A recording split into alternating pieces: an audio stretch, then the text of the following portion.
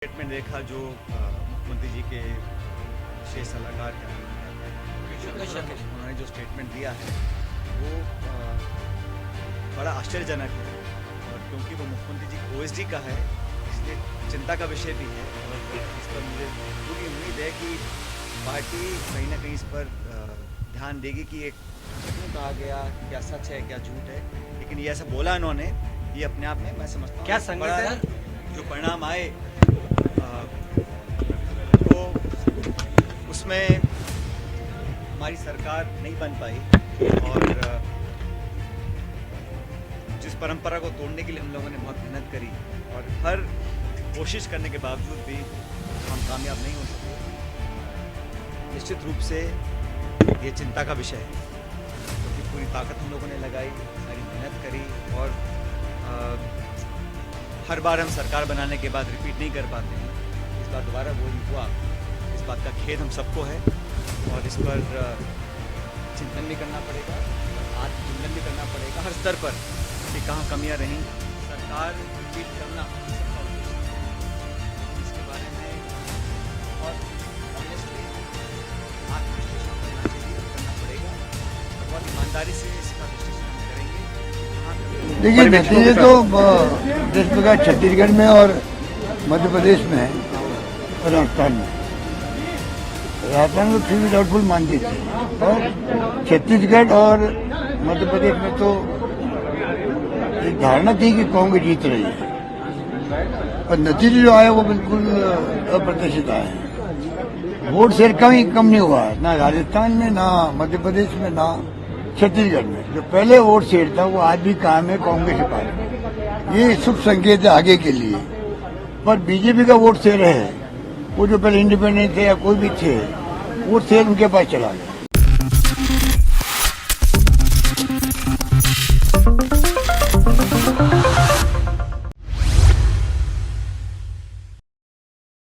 नमस्कार, next 9 news देख रहे हैं आप और मैं हूं आपके साथ प्रज्ञा सिंह। स्वागत है आप सभी का मेरे खास प्रोग्राम सत्ता से सवाल में। सत्ता से सवाल में आज बात राजस्थान की, क्योंकि राजस्थान में चुनाव तो हो चुके हैं लेकिन परिणाम आने के बाद अब कांग्रेस पार्टी कई बड़ी चुनौतियों का सामना कर रही है। इस बीच एक बार फिर से पायलट और गहलोत गुट के बीच चल रही बगावत, चल रही अंतर्कलह अब फिर से उभरती हुई नजर आ रही है और सीधे सीधे सचिन पायलट अब अशोक गहलोत के खिलाफ बयान देते हुए नजर आ रहे हैं। जानकारी दे दें कि भारतीय जनता पार्टी ने कांग्रेस को करारी हार जो है वो राजस्थान में दी।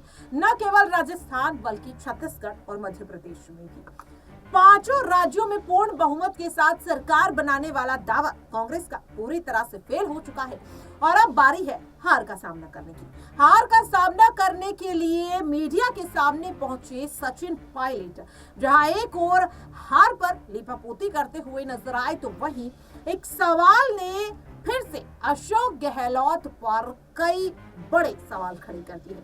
दरअसल आपको बता दें कि जब सचिन पायलट मीडिया से रूबरू हुए तो उनसे एक सवाल पूछा गया। ये सवाल था अशोक गहलोत के खास कहे जाने वाले उनके सलाहकार रह चुके ओएसडी लोकेश शर्मा को लेकर। दरअसल आपको बता दें कि लोकेश शर्मा ने एक बयान दिया जिसके बाद सचिन पायलट अब अशोक गहलोत पर हमलावर होते हुए नजर आ रहे हैं। लोकेश शर्मा का बयान क्या है वो भी आपको बताएंगे, लेकिन पहले आप सभी के लिए जरूरी है सचिन पायलट का ये स्टेटमेंट सुनना कि किस तरह से वो अब अशोक गहलोत पर सवालिया निशान खड़े करते हुए नजर आ रहे हैं। सुनिए जरा।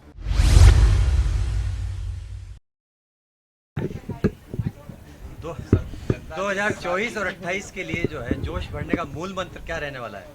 ये देखो, हमको वापस जनता के बीच जाना पड़ेगा और वो जनता की कसौटी पर खरा उतरने के लिए हम लोगों को क्या रणनीति बनानी है, क्या संदेश देना है, कौन संदेश वो देगा, कैसे जनता तक पहुंचाना है, कार्यकर्ताओं में किस प्रकार हम ऊर्जा का संचार दोबारा करेंगे। समय बहुत कम है इसलिए अभी बहुत जल्द हम लोगों को इस पर चर्चा करनी होगी और मुझे जो भी कुछ कहना है बताना है पार्टी प्लेटफॉर्म पर उस बात को मैं पल्ले रखूंगा। साहब चाहे वो समीक्षा की दिल्ली हो, बात चाहे हो रही राजस्थान है। में कुछ हो रहा ओएसडी जो है। है सीएम के ओएसडी ने बड़ा आरोप लगाया है कि गहलोत साहब नहीं चाहते थे सरकार बने, उन्होंने कमियां रखी। को जिम्मेदार ठहराया उन्होंने।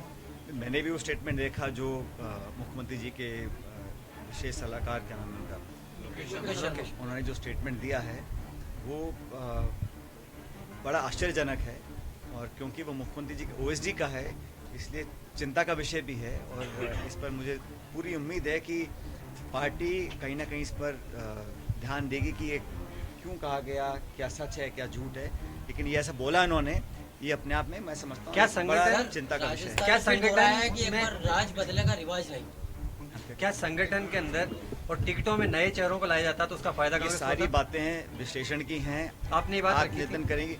मैंने जो कहा था वो मेरे पार्टी प्लेटफॉर्म पे कहा था, आगे मुझे जो कहना है पार्टी प्लेटफॉर्म पे बोलूंगा, लेकिन आज हमारी जिम्मेदारी ये है कि जनता ने हमको विपक्ष बैठने का आदेश दिया है, उसका पूरा सम्मान हम लोग करते हैं। जनता जनार्दन है, उनका निर्णय अंतिम होता है। हम लोगों को विपक्ष बैठने की जिम्मेदारी दी है, हमने पहले भी इसको बखूबी निभाया है, भविष्य में निभाएंगे। जहाँ तक पार्टी का सवाल आपने पूछ रहे थे कि इसमें टिकट और वितरण और कार्यप्रणाली और नेता, वो सब चर्चा का विषय है, वो पार्टी के प्लेटफॉर्म बैठ के हम लोग करेंगे।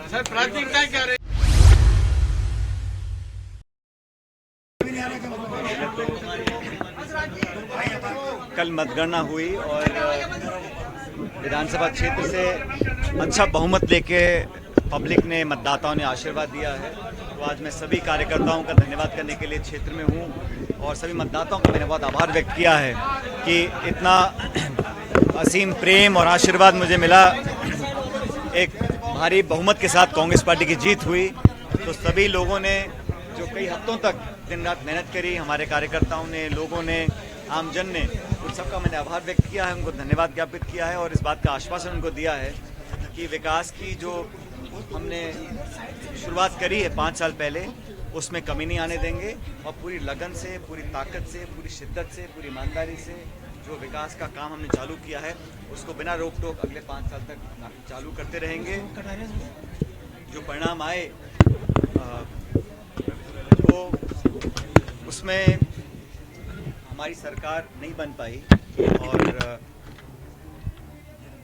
जिस परंपरा को तोड़ने के लिए हम लोगों ने बहुत मेहनत करी और हर कोशिश करने के बावजूद भी हम कामयाब नहीं हो सके, निश्चित रूप से ये चिंता का विषय है क्योंकि पूरी ताकत हम लोगों ने लगाई, सारी मेहनत करी और हर बार हम सरकार बनाने के बाद रिपीट नहीं कर पाते हैं। इस बार दोबारा वही हुआ, इस बात का खेद हम सबको है और इस पर चिंतन भी करना पड़ेगा और आत्मचिंतन भी करना पड़ेगा हर स्तर पर कि कहाँ कमियां रहीं, क्या वो कारण थे जिन वजहों से हम सरकार दोबारा नहीं बना पाए। बहरहाल कार्यकर्ताओं ने पूरी मेहनत करी, उम्मीदवारों ने अच्छा चुनाव लड़ा, कारणों का विश्लेषण भी होगा। कल सभी कांग्रेसी विधायकों की एक मीटिंग भी है, उसमें आगे क्या रणनीति पार्टी की होगी, प्रदेश में, जिलों में, देश में भी, उस पर भी चर्चा होगी। लेकिन मैं तो जरूर मानता हूँ कि हम सब लोग चाहते थे कि मध्य प्रदेश में, छत्तीसगढ़, राजस्थान में जो तीनों हिंदी भाषी राज्य हैं जहाँ पर द्विपक्षीय मुकाबला होता है, यहाँ पर कांग्रेस पार्टी जीत कर आती तो हम लोग को बहुत मजबूती मिलती। बहरहाल हमारा वोट प्रतिशत कहीं कम नहीं हुआ है तीनों राज्यों में। बनस्पत मुझे लगता है कि मैंने आंकड़े देखे थे तो हमको वोट प्रतिशत भाजपा से ज़्यादा मिला है। अन्य कारणों से हम लोग सरकार नहीं बना पाए और सरकार रिपीट करना हम सबका उद्देश्य था, लेकिन इसके बारे में बहुत ऑनेस्टली आत्मविश्लेषण करना चाहिए और करना पड़ेगा और बहुत ईमानदारी से इसका विश्लेषण हम करेंगे कि कहाँ कमियाँ रह गई थी, क्योंकि आने वाले समय में लोकसभा के चुनाव में 5 महीने के बाद वो बड़ी चुनौती जैसी सामने है और इसमें पूरे प्रचार में खड़गे साहब हों, प्रियंका जी हों, राहुल जी हों, हर प्रदेश में वो गए, पूरी ताकत के साथ काम भी किया, फिर भी हम सरकार नहीं बना पाए। लेकिन एक मजबूत और सशक्त विपक्ष बनकर हम लोग काम करेंगे और आने वाली जो नई सरकार है उन्होंने जो वादे किए हैं उनको पूरा करने के लिए उनको मजबूर करेंगे और जनता की आवाज़ बनने का काम हम लोग करेंगे। 24 देखा आपने और सुना भी। अब दरअसल आपको ये बता दें कि पूरा मसला क्या है। तो मसला है लोकेश शर्मा, जो अशोक गहलोत के सलाहकार रह चुके हैं, उनके करीबी माने जाते हैं। उनके दिए गए एक बयान की वजह से ये पूरा बवाल मच रहा है। लोकेश शर्मा ने हाल ही में ये स्टेटमेंट दिया था कि अशोक गहलोत नहीं चाहते थे कि कांग्रेस फिर से सत्ता में वापसी करे। दरअसल लोकेश शर्मा ने अशोक गहलोत को बताया था कि पार्टी के कई विधायक उनसे नाराज हैं और वो सीधे सीधे एंटी कैंपेटेंट हैं। अब ऐसे में सवाल लगातार ये उठ रहा है कि जब लोकेश शर्मा ने अशोक गहलोत को ये जानकारी दी थी तो फिर आखिरकार उन्होंने हाईकमान को ये बात क्यों नहीं बताई।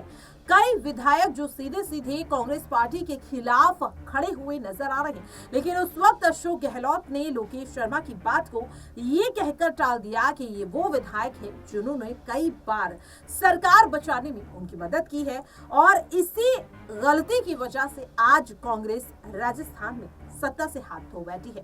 अब ऐसे में अशोक गहलोत की अगर बात करें तो हार को लेकर उनका आखिरकार क्या कुछ कहना है, अब वो भी सुन लीजिए।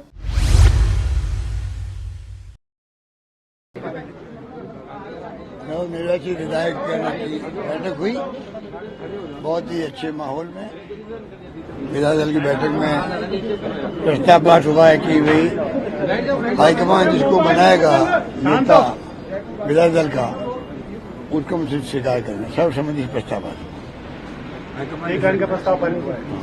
ये हमारी परंपरा भी रही है, पूरी परंपरा का निर्वहन करते हुए प्रस्ताव पास। अब उसके बाद में कोई राय देना चाहे अपनी अलग से, तो वो हमारे प्रभारी जो आए पर्यवेक्षक बैठे हुए हैं वो अपनी राय दे सकते हैं। ये मुख्य रूप से ये हुआ। नतीजे जो आए उस पर भी कुछ चर्चा हुई क्या बैठक में? जो नतीजे आए हार हुई उस पर भी कुछ चर्चा हुई?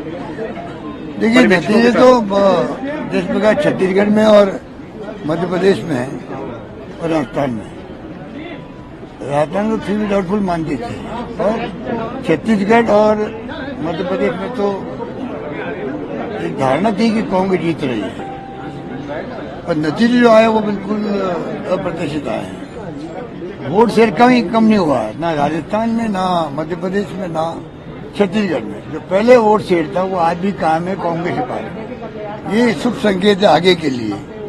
पर बीजेपी का वोट शेयर है, वो जो पहले इंडिपेंडेंट थे या कोई भी थे, वोट शेयर उनके पास चला गया। राजस्थान में तो 2%, 2.5% का फर्क रहा है, बाकी जगह 7% का 4% है, आपको मालूम ही है। ये जो एक नतीजे ऐसे हैं जिसका विधायक लेवल पर विश्लेषण होगा, बातचीत करेंगे भाई क्या कारण रहे होंगे।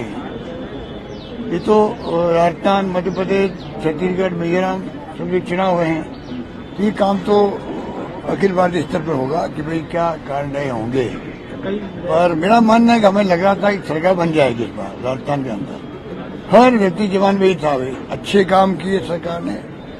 पहली गवर्नमेंट देश के अंदर सरकार में रहते हुए इसके खिलाफ में कोई माहौल नहीं था।